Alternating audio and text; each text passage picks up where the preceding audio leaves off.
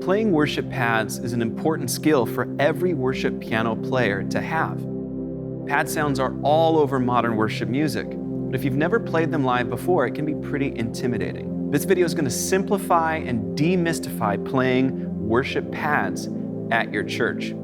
Even if you've only ever played piano before, by the end of this video, you're going to be confident enough to introduce pads to the mix. It doesn't have to be scary or intimidating. In fact, it can often be really simple. It's what I'm doing right now, and see how what I'm playing isn't getting in the way of what I'm saying. And I can layer a piano in too, and not change my playing style at all, and it sounds great. This is the power of worship pad sounds layered in with everything else you do from the keys position. And it's not just about what you're doing from the keyboard, but how you support the worship leader and the other members of your band as well. Maybe you've got an acoustic guitar, worship leader singing a song,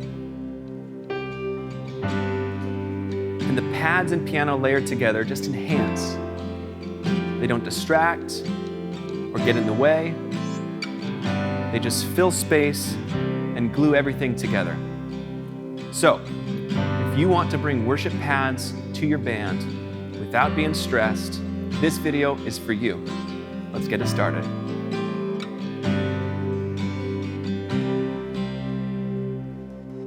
I want to start off by addressing something that holds a lot of worship piano players back from introducing pads. Many people think that they have to play pads completely differently than they do their piano parts, but that's just not true. Hear me when I say this. If you are a good worship piano player, you are already a good worship pad player too.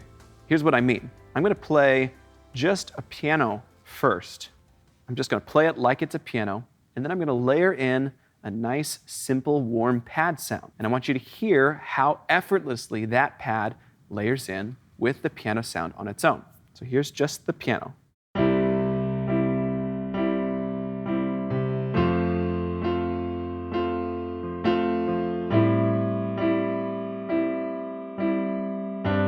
And then I'm going to bring in this pad.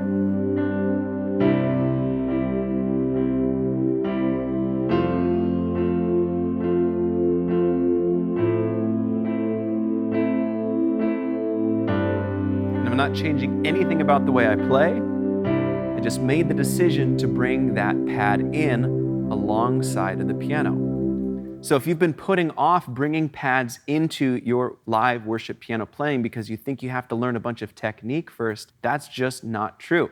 All you have to do is make the decision to bring a pad in alongside the piano playing that you're already doing. And if you're using good technique for your worship piano playing, like not playing 10 notes at a time and not playing all the way down and all the way up at the very beginning, the quietest moments of the song, or playing overly complex chords that clash with your other band members, if you're already following good practices and techniques as a worship pianist, then bringing pads in is just a decision, and then finding a great pad sound to layer with that piano. So I used the word warm pad a second ago, and that's because one of the most popular kinds of pad sounds is described as a warm pad. All that simply means is it sort of feels like a blanket when you hear it. It doesn't stand out on top. It's not too bright. It's not too dark. It's sort of warm. This keeps it from stepping on top of the other instruments that you're playing, like a piano, or what the rest of your band is doing, like guitarists, drums, and bass. And it also fills all the space. So as I play these chords and the piano fades out over time, the pad stays nice and consistent. So this is a great example of a good warm pad sound. And if you're new to playing worship pads at church, you have to find a good warm pad sound as your first priority. This is the most common and most popular type of worship pad sound that you're going to hear across all of worship music. So if you only make one change, find a good warm pad sound and layer it in with your piano.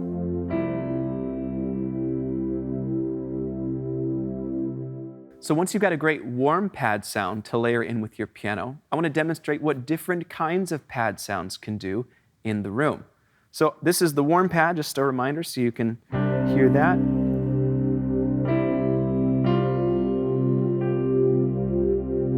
Now in my Sunday Keys app, I'm just going to tap the sound name for the pad, and I can browse different kinds of pad sounds. And if you're using MainStage, Ableton Live, if you have a Nord, Roland, or Yamaha keyboard, you can browse pads in a similar way, whatever software or hardware you're using. So while the exact workflow is not going to be exactly the same, all of the words and basics are going to be very similar. So let's check out a Shimmer Pad.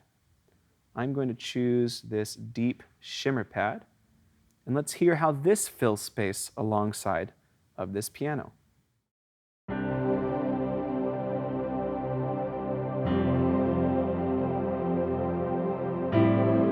It's much more angelic. There's this energy and this lift that it brings, and it's definitely more noticeable. Sometimes that's what you want, is it can add energy to your mix.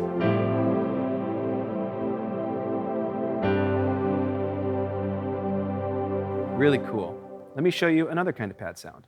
Let me go back to the browser. Let's try a dark pad. I really love this deep analog pad. Check out how this sounds.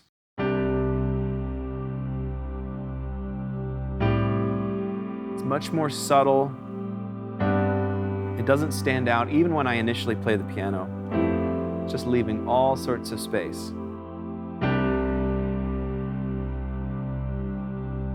Let's see what else we can find.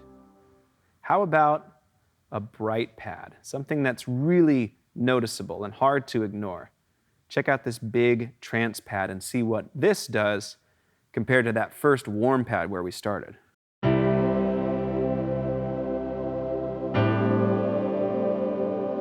This isn't quite dramatic, but it's definitely making a big statement. And artists like Phil Wickham and Elevation Worship, Hillsong use these sorts of big, bright pad sounds all the time for the bridge or the big final chorus of a song, because it just adds high-end energy and takes the song to another level.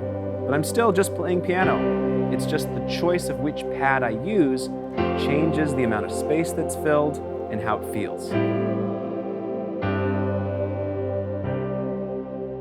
So now that you have an idea of how the different pad sounds feel mixed in with the piano, I want to give you a little bit of an insider's secret. Oftentimes, what you're hearing on modern worship recordings is not just a piano and pad. It's a piano and 2, 3, or even 4 or 5 pad sounds, all layered together or swelling in and out of the mix at different parts of the arrangement to create different emotional effects, a different feel, a different amount of glue or high end or darkness or warmth. So, depending on the software or hardware you're using, you can layer multiple pads together to add more fullness, to take things in different creative directions, and to respond to the song dynamically as you go. Where we just were with this big trance pad and this grand piano is a great place to start for this example. It's big,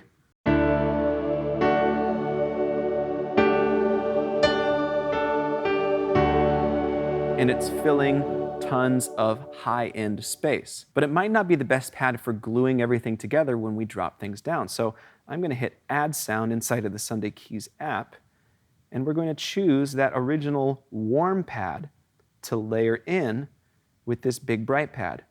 I'm going to simply bring down the brightness by adjusting the mod wheel, which makes all the pads in Sunday Keys a little bit darker. And then I'm going to bring down the volume level for both pads a little bit. And this is really important when you start layering sounds that are similar together. You typically want to bring the volume of each of those ingredients down a little bit as well to compensate. Otherwise, you're going to end up with double, triple, quadruple the amount of volume, and it's very likely that your audio engineer is going to have a hard time finding room for you in the mix. So I've got a big, bright trance pad and a warm pad. Both are brought down in volume a little bit, and I brought down the brightness. Let's hear how they sound together.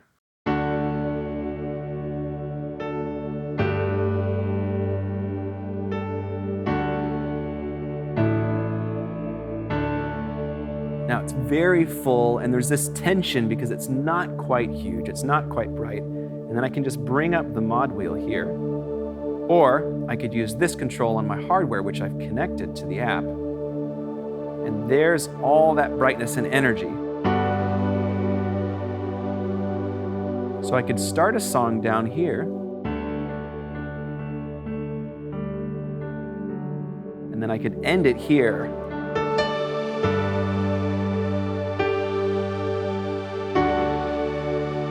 And I could drop it back down for the bridge, get subtle again, and then I could slowly build up.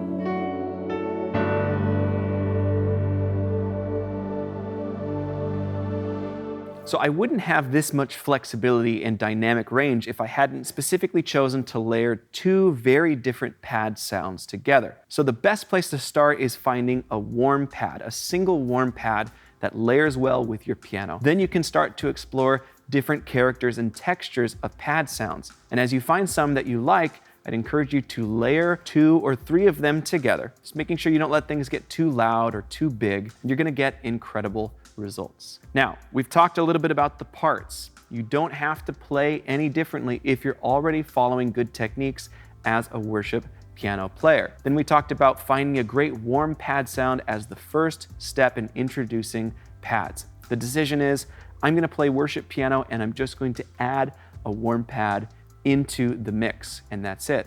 Then we talked about exploring different kinds of pad sounds and the power that comes from strategically layering a couple pad sounds together. And from there, you're gonna be bringing all sorts of new energy, momentum, and glue to the sound of your band. Now, pad sounds can be a sticking point for churches. Sometimes different hardware keyboards don't have great pad sounds in them, or they can be difficult to find. So if you need help finding great worship pad sounds, you should check out the Sunday Keys app. The keyboard in front of me has been providing none of the sounds you've heard in this video. Everything is connected to my iPad, running this app, and I have all of these incredible pad, piano, lead, organ, synth bass sounds. Everything you'd ever need to be a great worship keys player is inside the Sunday Keys app. So we'll put a link in the description if you'd like to learn more about that and see if it's a good fit for your worship team. Hey, if you're watching this video, I just want to appreciate you for trying to bring something of excellence to the worship piano position at your church. Don't give up. You've got this. It's awesome that you're trying to grow in your skill. Be sure to subscribe so you don't miss our next video. Thanks for spending some time with me today.